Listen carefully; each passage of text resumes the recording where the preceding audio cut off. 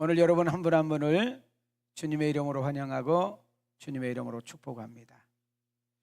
어떤 모습으로 오셨든지 간에 우리 기장 교인들에게는 하나님의 진한 사랑을 느끼는 아침이 되기를 원하고, 누군가에게 초청을 받아서 오늘 이 자리에 오신 분이 계신다면 여러분에게 가장 뜻있는 하루, 또 가장 복된 하루, 가장 추억이 되어지는 그런 하루가 되어지기를 주님의 이름으로 축복합니다.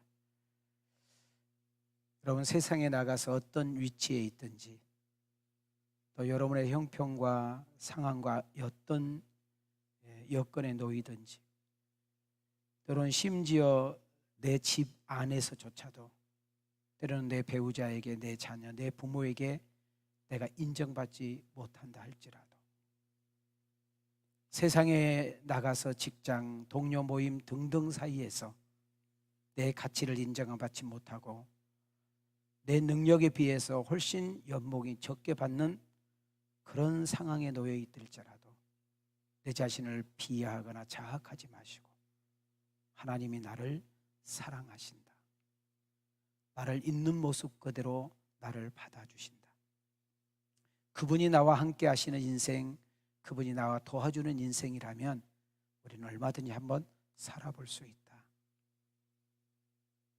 공부는 못하지만 힘이 셀 수 있고, 머리는 좋지 않지만 요리는 잘할 수 있고, 특별한 재주는 없지만 빵을 잘 만들 수 있고, 남에게 내세울 것도 없지만 글은 잘 쓸 수 있고, 사람은 하나님부터 이 세상에 우리가 부름받아서 이 세상에 존재될 때에는 각자 자기에게 잘할 수 있는 재능과 은사가 있는 겁니다.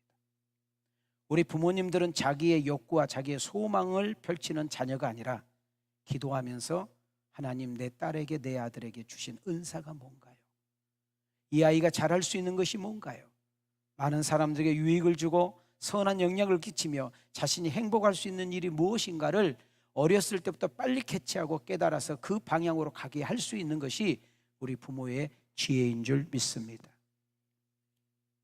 지친 모습, 피곤한 모습, 찢긴 모습, 약한 모습, 정말 힘들고 어려운 가운데 오늘 비틀거리면서 이 자리에 왔다 할지라도, 하나님이 나를 사랑하는구나, 누군가에게 이끌림 받아서 오는 것이 아니라 하나님 나를 이 자리에 오게 하셨구나, 그리고 저 목사를 통해서 이 소리를 듣게 하시는구나, 그 하나님의 사랑을 느껴지는 자리, 그 하나님의 은혜가 내게 있어지는 자리가 되어지기를 주님의 이름으로 소망합니다. 저는 한 이야기를 여러분에게 소개하면서 오늘 설교의 문을 열고자 합니다. 어느 날 남자가 자기 인생을 걸 만큼, 내가 저 여자에게 내 인생을 바쳐야 될 만큼 사랑하는 여인이 생겼습니다. 또 그 여인도 나의 사랑을 받아들인다는 신호를 받았습니다. 꽃곱쟁이고요, 돈 한 번 제대로 써보지 못한 이 남자가 그 여자의 마음을 열기 위해서 여러분, 바닷가에 좋은 분위기 있는 레스토랑을 통째로 빌려버립니다.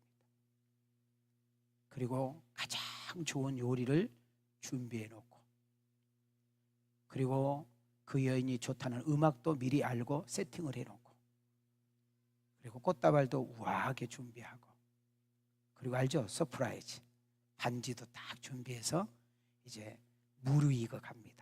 식사도 하고 맛있는 음식도 먹고 이렇게 하면서 이제 드디어 그 여인을 데리고 백사장으로 나가서 그 백사장에서 이제 딱 반지를 주면서 너 나하고 함께 평생 할래? 이제 이 말을 해야 돼 지금. 그런데 이 남자가 너무 떨리다 보니까 반지를 놓쳐버렸네. 그러니까 모래에 반지가 떨어지니까 이거 뭐 찾을 길이 없는 거예요. 그래서 막 찾으려고 막 하니까 그 여자가 이렇게 웃으면서 말 한마디 합니다. 당신이 준비한 것보다 뭐가 중요하다? 한글은 읽을 줄 알죠? 당신이 준비한 것보다 나에게는 뭐가 중요하다? 그래서 그 사랑이 프로포즈가 받아들여졌다는 이야기입니다. 우리 하나님께서 우리에게 사랑을 주기를 원하고, 구원을 주기를 원하고, 우리의 인생의 숙제를 풀어줄 수 있는 정말 프로포즈를 여러분 한 분 한 분에게 하기를 원하는 것입니다. 우리가 완벽해서가 아니라, 우리가 준비해서가 아니라, 우리의 인생의 퍼펙트해서가 아니라 하나님의 사랑은 우리의 모든 것을 덮어버리고도 남을 줄 믿습니다. 어떤 자격에 있는 것이 아니라, 준비된 상태가 아니라 우리가 마음의 문을 열고 그분의 프로포즈를 받아들이려는 마음만 있기만 하면 그 사랑은 놀랍게 꽃이 피고 열매가 맺을 줄 믿습니다. 우리 2000년 전에 이스라엘 그 갈보리 언덕에 일어난 십자가의 사건, 그 사건 어떤 우연의 사건이 아니고 어떤 역사의 이야기가 아니라 어떤 준비의 장식보다, 어떤 그 놀라운 사건보다 더 중요한 것은 하나님의 놀라운 사랑의 표출이었습니다. 우리는 그 하나님의 사랑을 거절할 이유가 없는 거지요. 오늘 이 시간에 어떤 모습을 있든지 간에 교회를 10년, 20년, 30년 다녔어도, 내가 집사장로, 권사, 심지어 목사라 할지라도 하나님의 그 프로포즈를 마음에 활짝 열고 그 사랑을 받아들일 때 우리의 인생은 놀라운 변화가 일어날 줄 믿습니다. 자, 우리 한번 손 한번 이렇게 올려보시고 말씀 한번 받겠습니다. 시작. 하나님이 세상을 이처럼 사랑하사 독생자를 주셨으니 이는 그를 믿는 자마다 멸망하지 않고 영생을 얻게 하려 하심이라. 자, 이 말씀이 믿어지기를 소망합니다. 저는 여러분에게 아주 감동적인, 정말 눈물을 흘리지 않고는 들을 수 없는 감동적인 여러분 스토리의 이야기를 여러분에게 좀 이야기해 보려고 합니다. 29살 총각이 직장에서 일을 마치고 집으로 돌아가는 길이었습니다. 바로 자기 집 앞에 횡단보도를 걷기만 하면 이 청년은 자기 집에 들어가는 것입니다. 그런데 시속 80km로 달려온 차를 이 청년은 미처 보지 못하고 교통사고를 당합니다. 그는 그 순간 의식을 잃었고 중환자실에서 이제는 수술을 하게 되고, 죽을 줄 알았는데 가까스로 생명을 유지하게 됩니다. 얼마쯤인가 그 중환자실에 있다가 이 청년은 가까스로 병실로 옮기게 되었습니다. 그런데 문제가 있습니다. 생명은 보장받았는데, 생명은 살아났는데 그만 두 시력을 잃어버리고 말았습니다. 그것을 알았던 청년은 절망이었습니다. 더 이상 내가 할 수 있는 것은 아무것도 없다고 생각하기 때문입니다. 중환자실에서 몇 명이 함께 쓰는 병실로 옮기게 되면서 거기서 그는 자기 인생을 확 바꿀 수 있는 한 여인을 만납니다. 남자 병실에 어떻게 여자가 있지? 9살 먹은 소녀 아이가 부모님과 함께 있었던 것이죠. 처음 만난 이 9살 소녀와 29살 먹은 청년은 처음 맞닥뜨리게 됩니다. 여러분, 9살 먹은 아이니까 얼마나 궁금한 것도 많고 그 어린아이가 병실에 있으니까 얼마나 답답했겠어요. 가서 물어요. 아저씨 여기 왜 왔어? 하고 꼬마가 그 청년에게 묻습니다. 지금 그 청년은 막 온갖 짜증이 나고 절망하고 더 이상 내가 어떻게 살아야 되지? 이러고 있는데 그 아이의 말이 귀찮습니다. 저리 가! 하고 탁 소리를 질렀어요. 근데 이 아이는, 철없는 아이는 연속 묻는 것입니다. 아저씨, 왜 아저씨는 얼굴을 붕대로 똘똘 뭉쳐서 미라야? 이 아이의 이 이야기에 29살 먹은 총각은 너무 화가 난 겁니다. 너 저리 안 가? 저기 가서 놀아! 하고 소리를 질렀어요. 한 병상을 쓰고 있는 두 환자이기 때문에 늘 이야기를 하게 되는 것입니다. 그 뒷날 또 속옷고 철없는 이 아이는 그 29살 먹은 청년에게 다가가서 묻습니다. 아저씨, 왜 하네? 여기 다 아픈 사람이야. 아저씨만 아픈 거 아니잖아. 나랑 친구해줘. 나하고 놀 사람 없어. 알았지?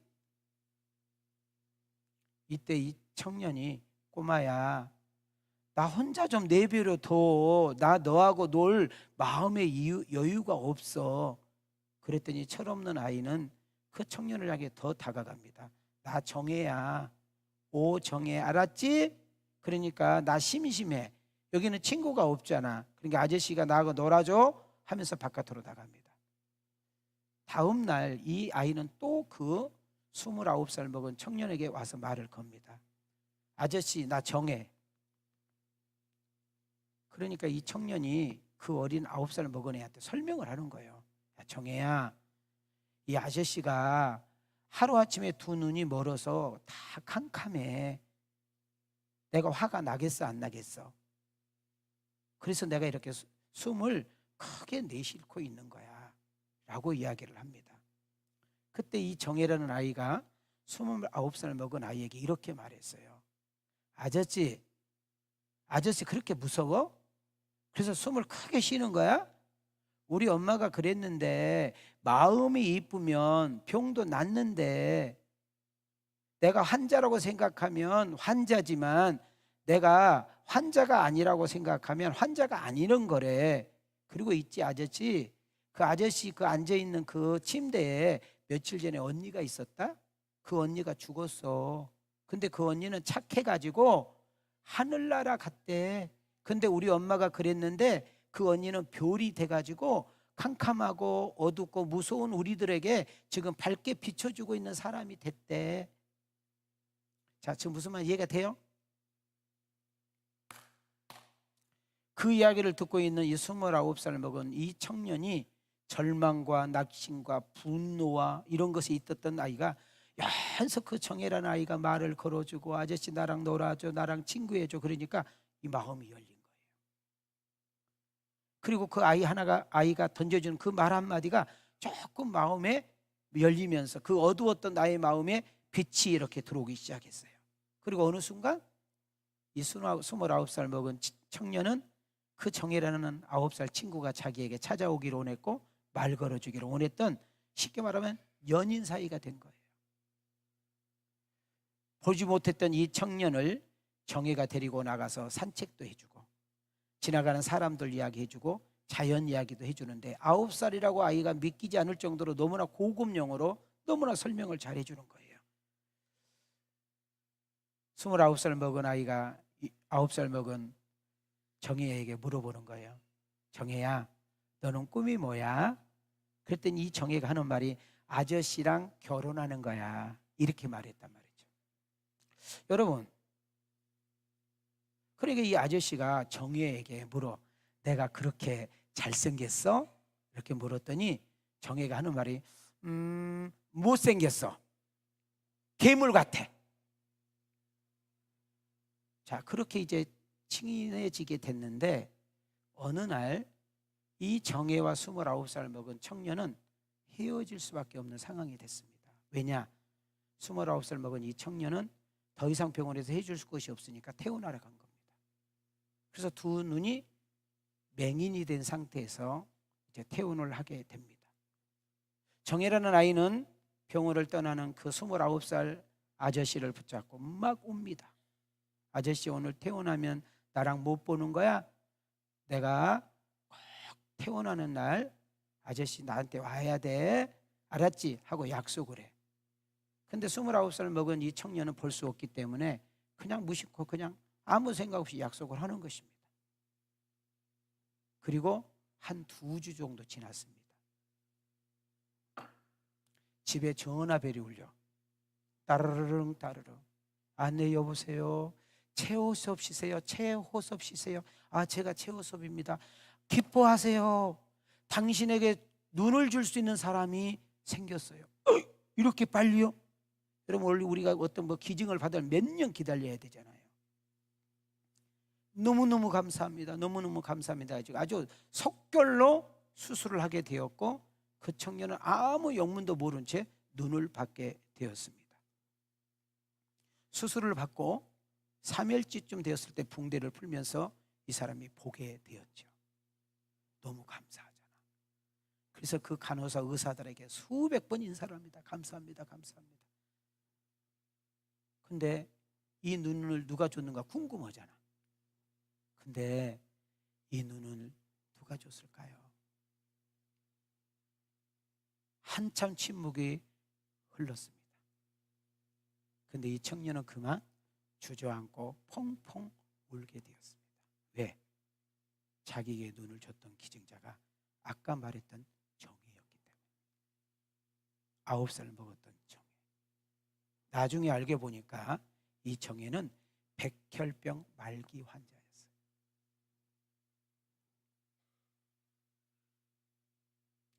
아까 29살 먹은 청년이 이제 친해졌으니까 정혜야 너는 무슨 병이야? 라고 물으니까 나는 잘 몰라. 근데 의사가 이제 한 달 있으면 병원 나간대. 나는 이제 곧 나가. 근데 무슨 병이니? 그 병은 나는 몰라. 그러니까 아저씨 이제 우리 한 달밖에 못 만나. 알았지? 이제 그렇게 이제 된 거죠. 그러면 이제 물었어요. 정혜의 부모님을 만나게 해달라고. 그래서 정혜 엄마를 이렇게 만났는데 이 정혜 엄마는 그 청년을 보면서 한염없이 웁니다. 그리고 이렇게 말합니다. 우리 정혜가 아저씨를 무척 기다렸다는 거예요. 수술실에 들어가기 전까지 혹시 아저씨 온다겠다고. 아까 손가락 걸었잖아요. 그렇게 기다렸는데 아저씨를 못 보고 저 수술실에 들어갔는데 엄마 자기에게 그 정혜가 쓴 편지를 손에 쥐어주고 가면서 아저씨 꼭 올 거라고. 이 편지 꼭 줘야 된다고. 그리고 수술실에 들어갔습니다. 그 편지의 내용은 이렇게 써 있었다고 합니다. 9살짜리 아저씨 나 정혜야 나 수술실에 들어간다. 옆에 있던 언니가 저 수술실에 들어가서 하늘나라로 갔대. 정혜 나도 그렇게 될지 몰라. 근데 내가 혹시 저 하늘나라로 가면 내 눈을 아저씨한테 줄게. 내가 아저씨하고 결혼할 수는 없잖아. 그런 아저씨에게 두 눈을 줘서 평생 아저씨의 눈이 되어줄게. 9살 먹은 애가 그렇게 쓴 거예요. 그러니 뭐 부모도 어떻게 할 수 없잖아요. 그래서 안구를 그 29살 먹은 아이에게 준 거예요. 자, 이거는 내가 지금 만들어낸 이야기가 아니라 실제 사실적인 이야기를 여러분에게 소개한 거예요. 눈물이 나올 수밖에 없고 감동이 뭉클할 수밖에 없는 내가 어떤 만들어낸 이야기가 아니라 사실적인 이야기를 여러분 소개한 겁니다. 우리가 살고 있는 이 세상은 자기밖에 몰라요. 정말 비정하고 냉정한 시대에 살고 있는 것 같고 전쟁해서 전쟁터와 같아서 내가 저 사람을 죽이지 않으면 내가 죽여. 내가 저 사람을 짓밟히지 않으면 내가 짓밟혀. 내가 저 사람을 이기지 않으면 저 사람이 나를 이겨. 이런 세상에 살다 보니까 조금 기분 나쁘다고 화를 내고 조그만 사랑 거부하면 죽여버리고 너 내가 못 가지면 너도 죽여버려. 이런 시대에 우리가 살고 있잖아요 지금. 근데 이 이야기를 통해서 정혜라는 아이가 9살밖에 안 되는 정혜라는 아이가 죽어가면서 자기의 눈을 그 29살 먹은 아저씨에게 주는 이 이야기를 들으면서 죽어가면서도 남을 배려하고 사랑을 실천한 이 놀라운 이야기 속에 세상은 아직 살만하는구나. 자기가 죽어가면서도 어린 나이에 남을 배려할 줄 아는, 자기가 죽어가면서도 그 소중한 것을 남에게 줄 수 있는 이 놀라운 이야기를 들으면서 여러분들 어떤 생각이 듭니까? 이 감동의 이야기, 정말 가슴을 뭉클하게 하는 이야기, 눈물을 흘리지 않으면 안 되는 이야기.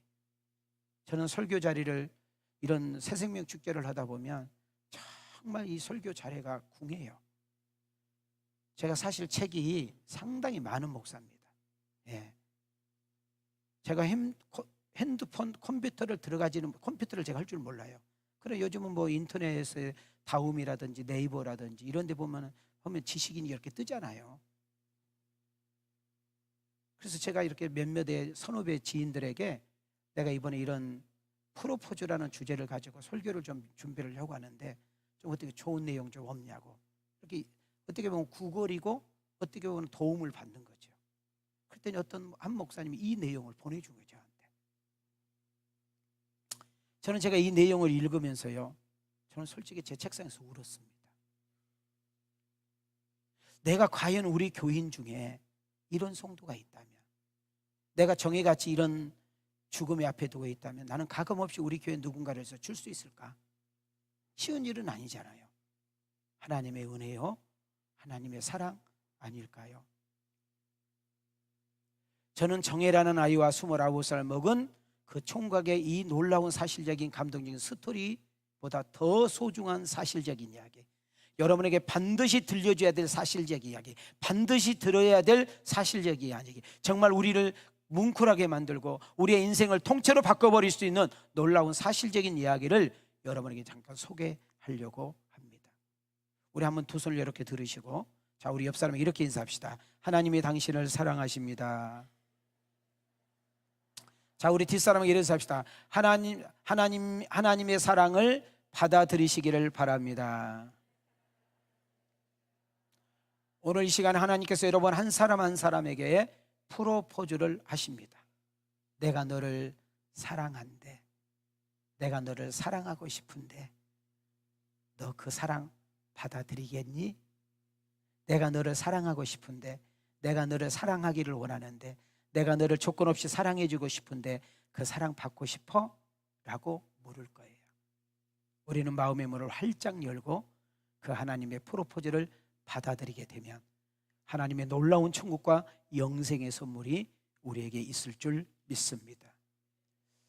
여러분, 나는 오늘 이 자리에 참석한 여러분들에게 축복합니다. 단 한 사람도 지옥 가지 말고 그 천국 하나님 나라에서 만날 수 있기를 축복합니다.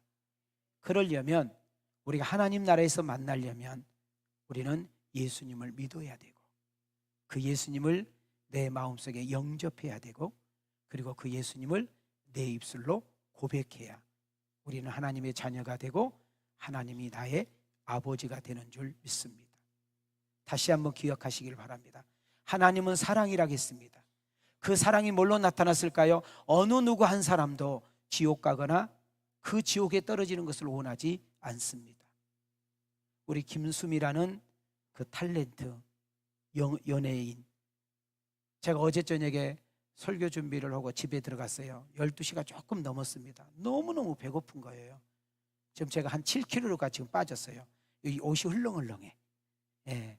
그런데 밥을 먹을까 말까 밥을 한 그릇 먹었습니다. 12시 넘어서 밥을 먹고 잠깐 앉아서 제가 이렇게 핸드폰을 이렇게 봤는데 김수미라는 이 핸드폰이 쫙 뜨더라고요. 제가 그걸 몇 가지 보면서 설교 한 편을 만들어놨어. 설교 한 편 만들고 나니까 1시 40분, 새벽 1시 40분 이빨 닦고 딱 누웠더니 2시, 그리고 6시 반에 일어나서 여기 온 겁니다. 지금 참 우리 김수미라는 그분을 이렇게 보면 비록 욕쟁이 아줌마였지만 주연급은 아니지만 항상 조연급으로 해서 참 그분이 나오는 모든 프로그램은 다 대박 났잖아요. 결론적으로 이야기하면 참 인생 잘 사셨더라고. 그분에게 밥을 안 얻어먹은 연예인이 없더만. 주기 좋아하고 베풀기 좋아하고 도와주기 좋아하고. 여러분 그 영정 사진 보셨어요? 그거 누구도 할 수 없는 사진이요. 정말 웃긴 사진 걸어놨잖아요. 근데 그 영상 사진을 본인이 찍은 거예요. 그리고 아들 며느리한테 이거 꼭 해달라고 했대. 이게 너무 놀라운 것은 2년 전부터 자꾸 그 죽는다, 유언한다, 심지어 자기 장례식 때 불러준 노래도 자기가 직접 만들었어.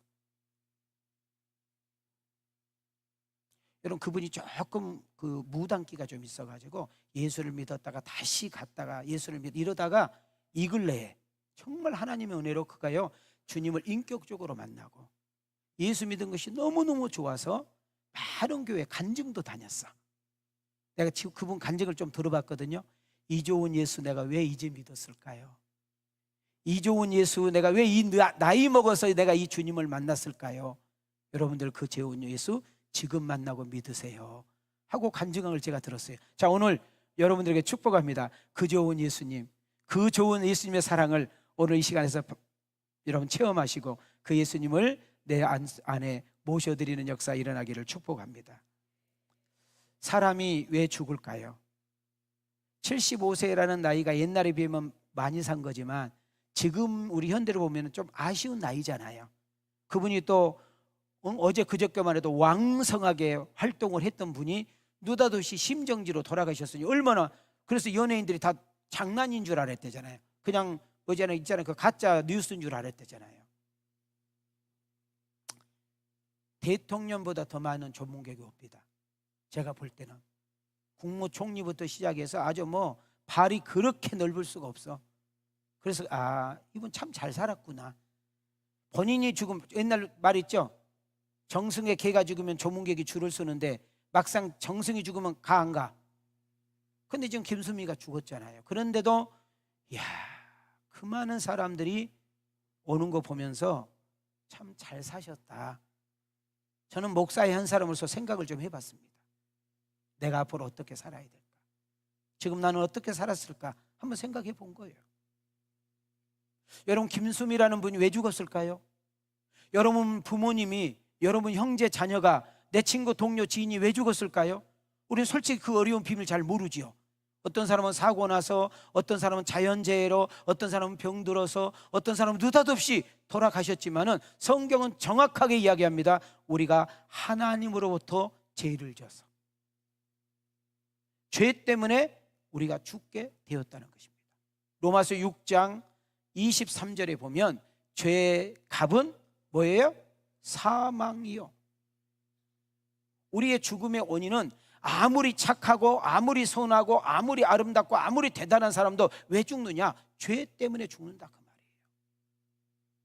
그럼 이런 말을 합니다. 사람이 죽으면 끝나는 거지 뭐 그다음 우리가 뭐 사후 문제까지 생각할 필요가 있어? 이러지만은 No! 꼭 기억하십시오. 사람은 죽으면 끝이 아니라 그 다음에 반드시 하나님의 심판이 있는데, 이 심판은 영원한 심판은 독일, 영원한 지옥이냐 영원한 천국인 것을 말해주고 있는 거예요.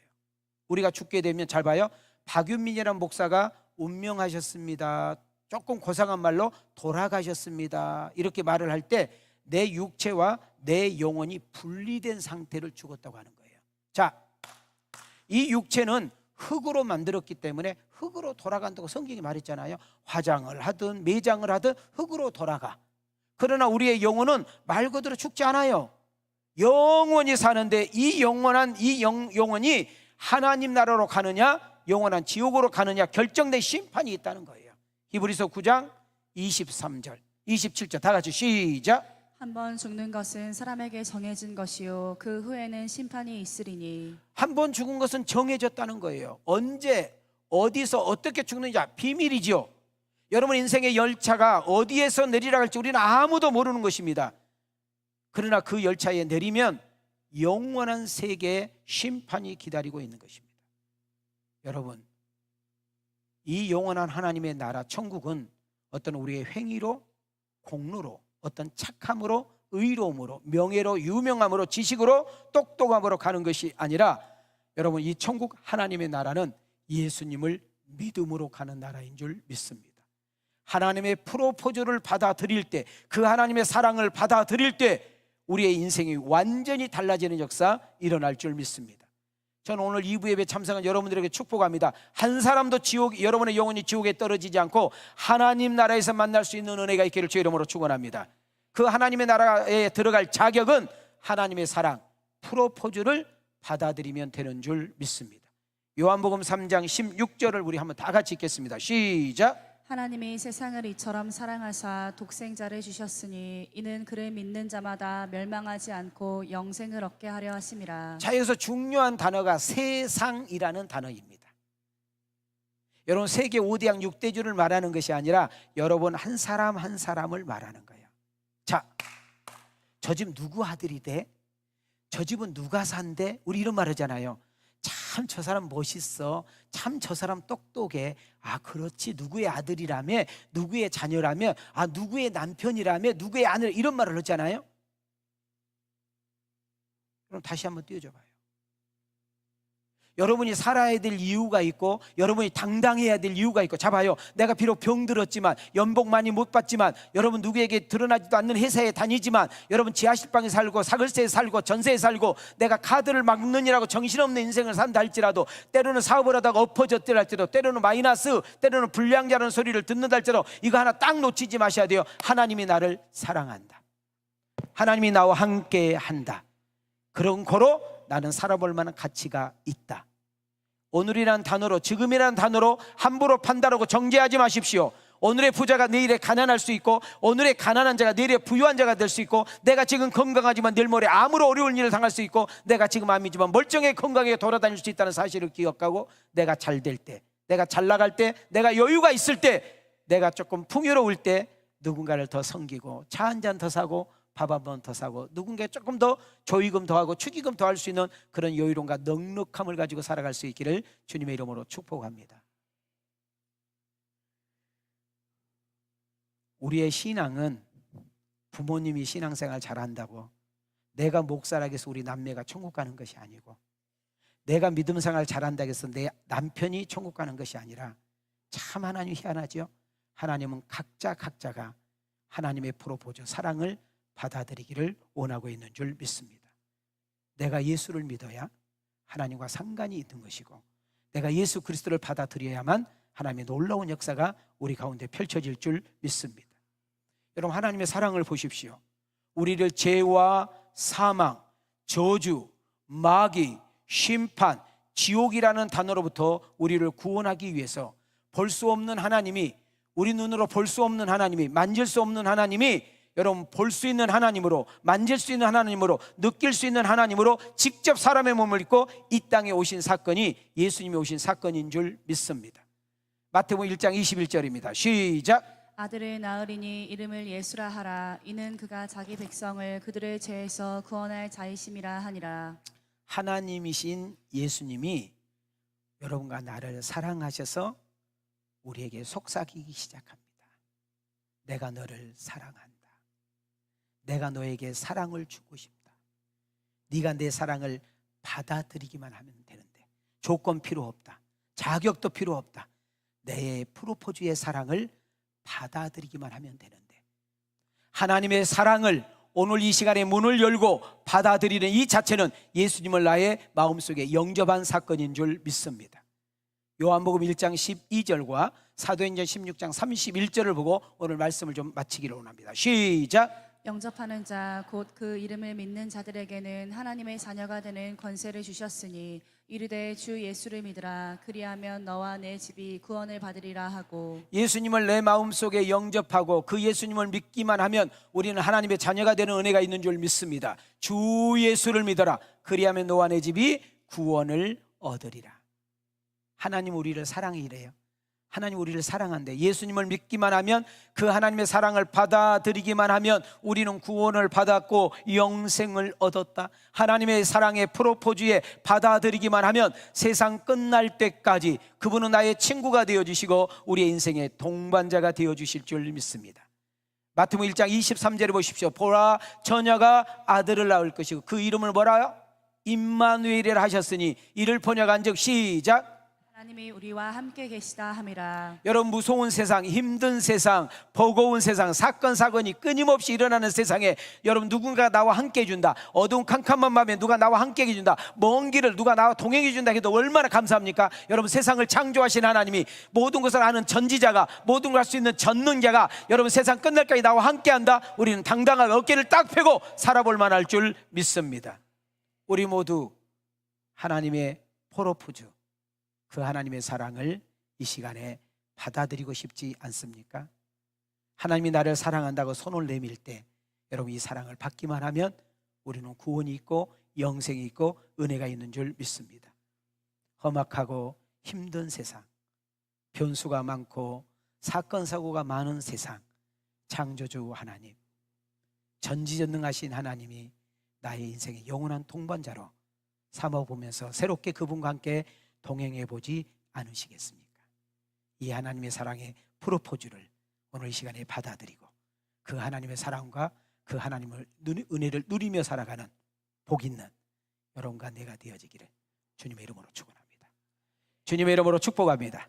우리 은혜 주신 하나님께 영광의 박수 올리겠습니다. 영광의 박수.